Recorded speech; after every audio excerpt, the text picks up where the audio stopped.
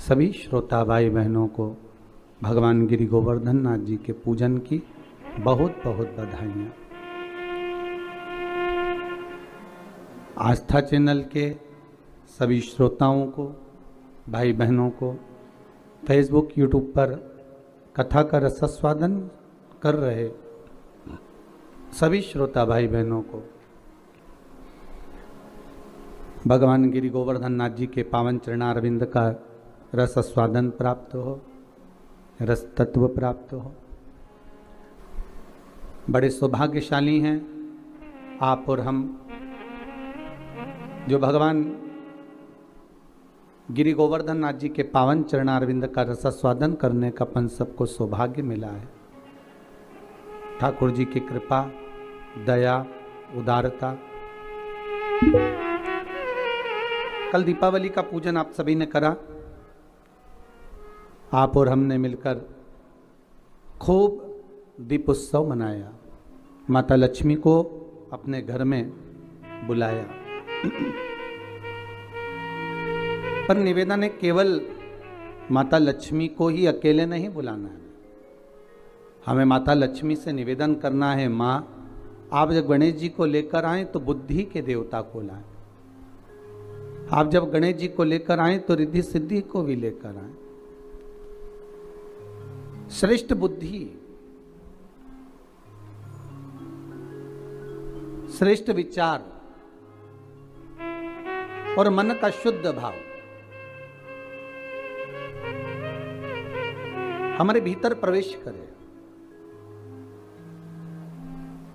घर में केवल अकेली लक्ष्मी ही श्रेष्ठ नहीं होती। पहले भी कथाओं में कहा कि लक्ष्मी आती है, मना नहीं, पर लक्ष्मी जब घर में प्रवेश करती है तो बहुत सारे अपने कुछ कदम, कुछ चरण, कुछ पांव साथ लेकर आती है कि वो कुछ समय रुककर वापस चली जाती है।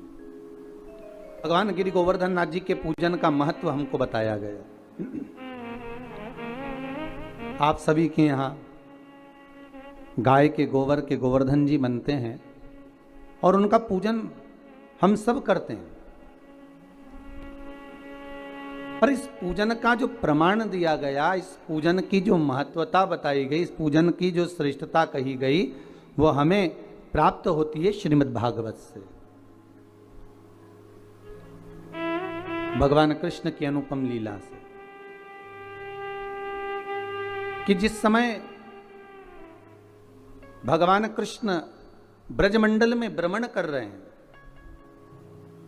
पूरे ब्रजमंडल में घूमते घूमते भगवान कृष्ण आज सारी ब्रजवासियों के यहाँ, गोपियों के यहाँ मिलते हुए आ रहे हैं। तो भगवान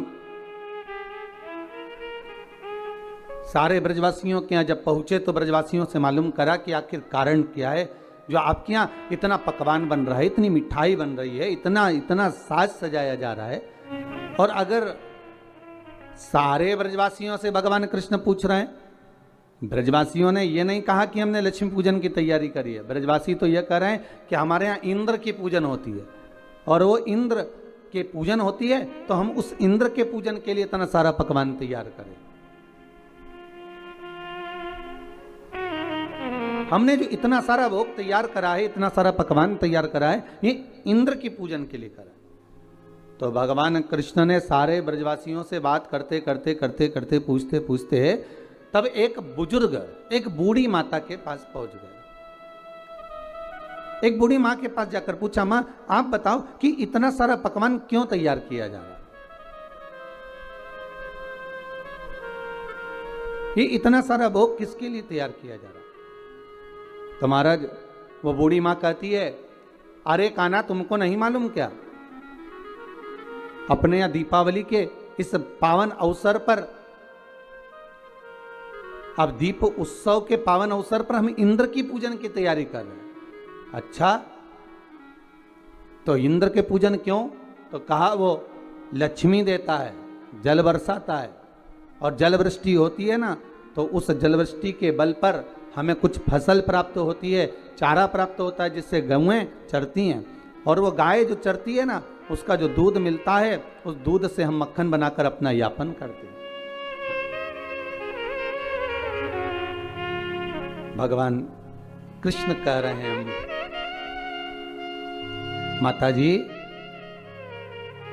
ए बूढ़ी मां, अगर देखा जाए तो गौएं तो गोवर्धन पर्वत पर चलती हैं। गौएं तो गोवर्धन पर्वत पर चढ़ती हैं और वहां की जो दूबा है, घास है, उसी को तो पाती हैं। अरे मां, अगर मान लो गिरी गोवर्धन नाथ नहीं होते, गोवर्धन बाबा नहीं होते, तो तुम्हारी गौओं को भाग कहां से मिलता और वो दूध कहां से देती, वो मक्खन कहां से देती। मेरे ठाकुर ने इंद्र की पूजन को ये नहीं कि बंद करवाया, मेरे ठाकुर ने तो केवल इतना कहा है कि प्रकृति रहेगी। अगर नदी, तालाब, पहाड़, पर्वत ये रहेंगे तो हमारा भी जीवन यापन सही चलता रहेगा। कि मां, अगर पूजन करना है तो गोवर्धन नाथ जी का पूजन करने चलो ना, इस गिरिराज पर्वत का, इस गोवर्धन नाथ जी का अपन आनंद से पूजन करें।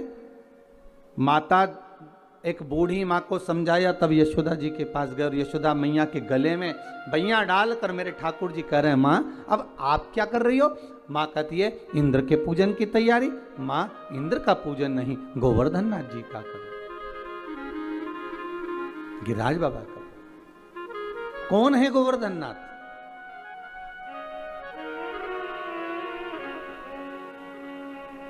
जिस समय पर श्री राम जी महाराज सुंदर सेतु का निर्माण कर रहे हैं,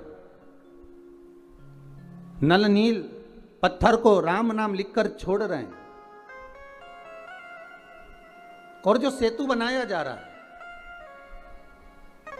उसमें श्री हनुमान जी महाराज से कहा, जाओ जल्दी जल्दी पत्थर लेकर आते जाओ। हनुमान जी महाराज भी गए।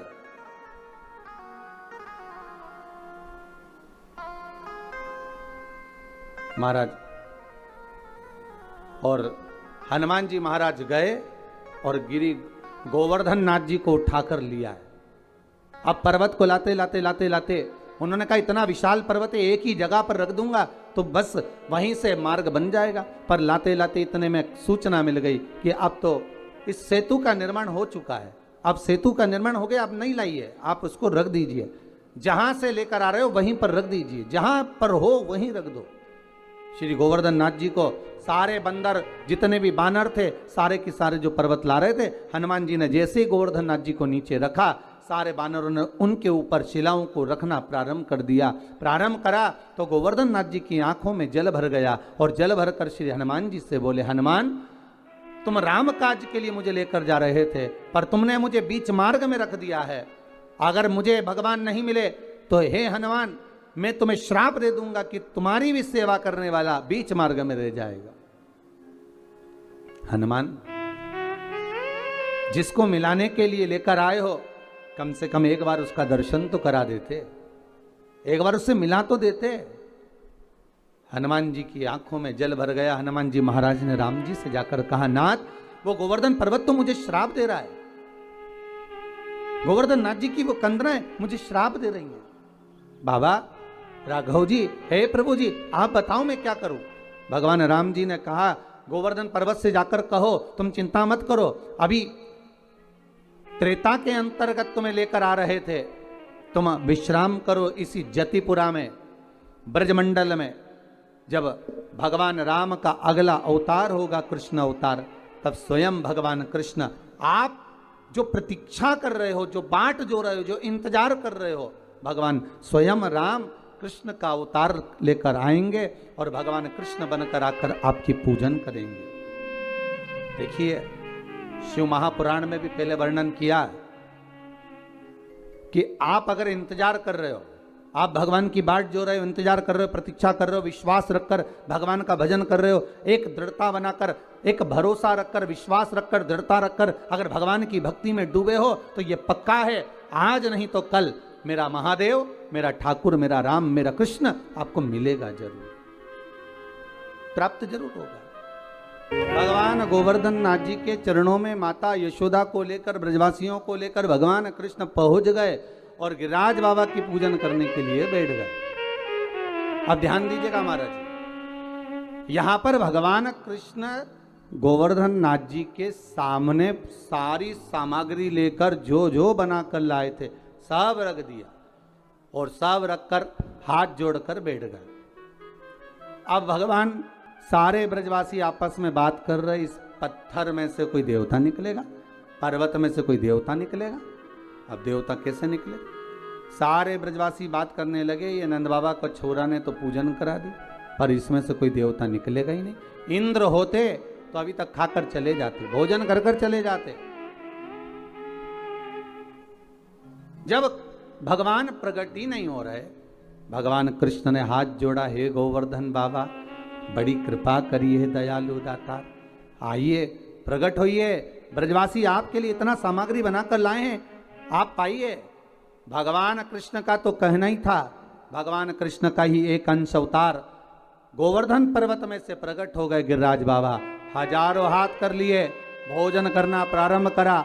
जैसे ही भोजन करना प्रारंभ करा, सारे पात्र खाली होने लगे, ब्रजवासी आपस में बात करने लगे। हे भगवान, बड़ा गजब हो गया। इंद्र था तो भोजन करने के बाद थोड़ा छोड़कर भी जाता था, ये तो पूरे की पूरे बर्तन की बर्तन निपटा दे रहा है, ये तो सब खाए जा रहा है, सारा पाए जा रहा है।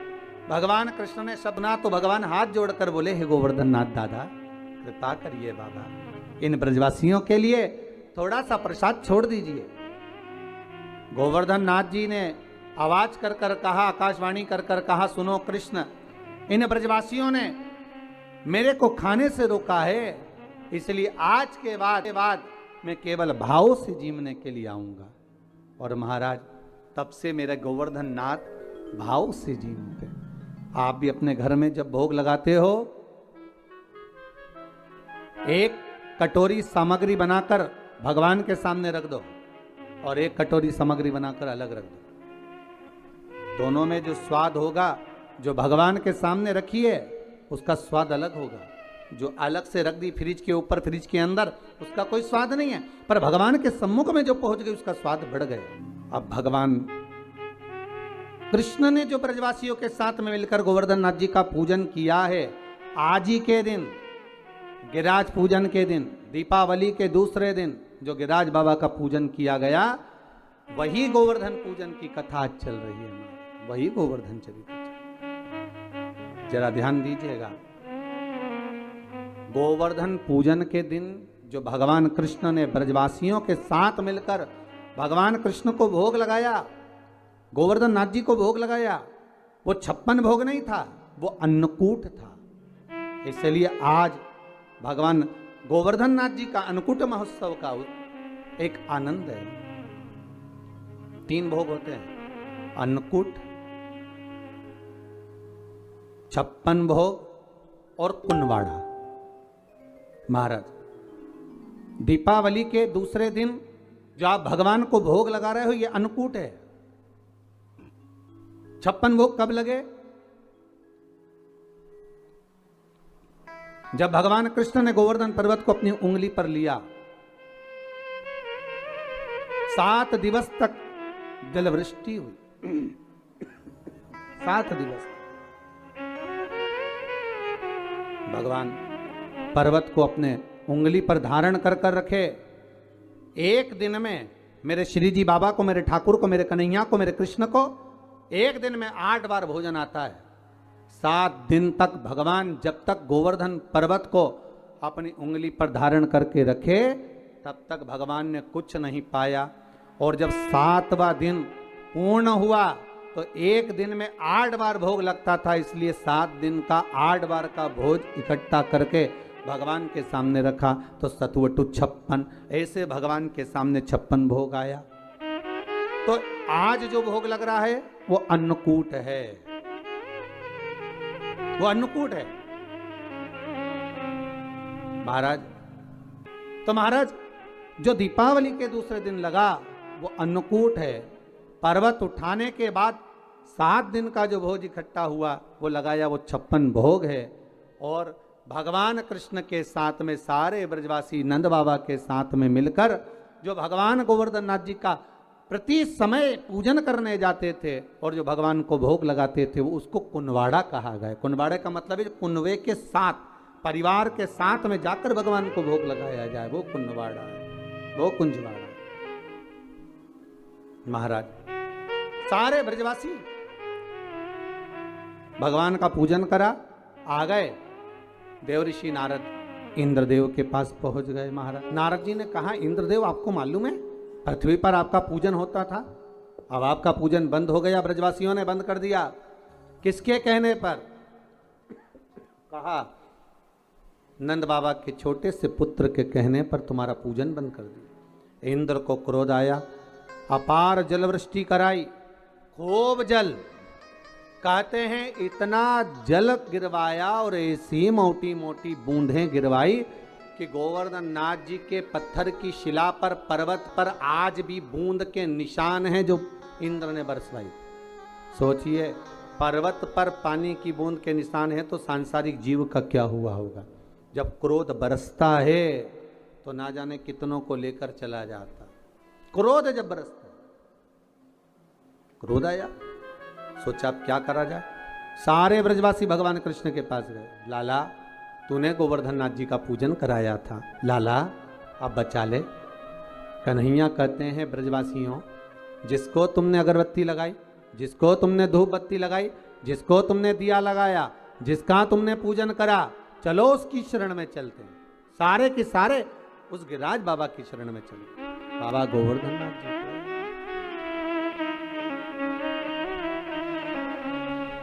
सारे के सारे गिरिराज बाबा की शरण में चले।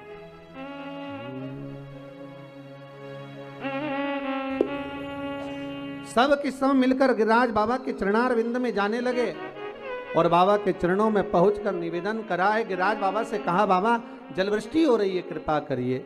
भगवान बोले, गोवर्धन पर्वत में से आवाज आई, कृष्ण मैं हल्का हो जाता हूं, तो अपनी छोटी सी उंगली पर मुझे धारण कर लो। भगवान कृष्ण ने गोवर्धन नाथ जी को अपनी छोटी सी उंगली पर धारण करा। 7 दिवस बरखा भारी हुई, तब जाकर इंद्र क्षमा मांगने आए और गोवर्धन नाथ जी को भूमि पर रखकर भगवान कृष्ण ने कहा, गोवर्धन नाथ जी, कली में तुम समदेव ना दूजा, सुर नर मुनि सब करते पूजा। हे गोवर्धन नाथ, कलयुग में तुम्हारे समान कोई देव नहीं होगा। संसार के लोग आपकी पूजन कर कर सुख पाएंगे। जो आपकी परिक्रमा लगाएगा, दूध चढ़ाएगा, मनवांछित फल पाएगा। ऐसे मेरे गोवर्धन नाथ जी हैं। आप जो 4 दिवसीय, आज चौथा दिवस है लक्ष्मी पूजन का, 3 दिवसीय जो पहले पूजन कर चुके हैं, आज चौथा दिन, जो पूजन की थाली आपने सिक्के रख रखे हैं, उसी पूजन की थाली में जल का छींटा देकर रोली चावल मोली हल्दी से पूजन करना है। लाल पुष्प समर्पित करना है। 7 2 हल्दी की गठान, 2 कमल गट्टे,